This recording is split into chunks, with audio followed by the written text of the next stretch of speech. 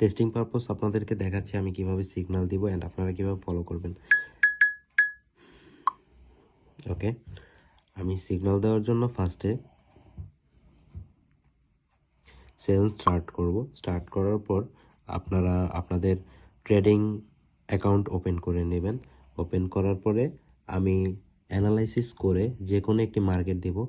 আমি এক্সাম্পল দেখানোর জন্য এই মার্কেটটি দিয়ে দেখাচ্ছি। দেখেন, মার্কেটটা হচ্ছে CAD CSF OTC, CAD CSF OTC.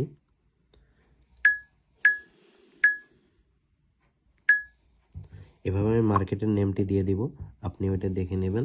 দেখার পর আপনি মার্কেটটা ওপেন করবেন। কিভাবে ওপেন করবেন দেখাই। এখানে আপনি সার্চ করবেন সিএডি, তাহলে দেখবেন এই যে এই মার্কেটটা চলে আসবে। দেন এটা ওপেন করে নেবেন।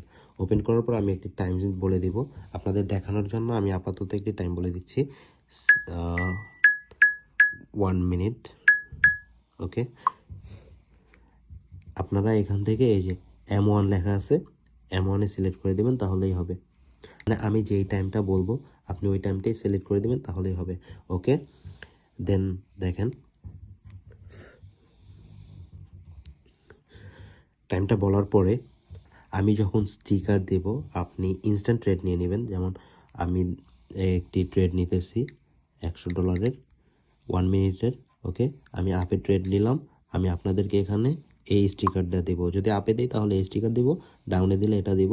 অ্যান্ড পকেট অপশন বিনোলা বা কটেক্স যেটাতে সিগন্যাল দিই আমি আগে ওইটা দেখিয়ে দিব বা বলে দিব আপনাদেরকে। আর এই যেটা দেখতেছেন শিওর শট, এটা যদি দেই তাহলে ওই মার্কেটে অ্যাকুরেসি অনেক ভালো থাকবে বিধায় আমি এটি দিব। মানে ওই ট্রেডের উইন রেট থাকবে 99%।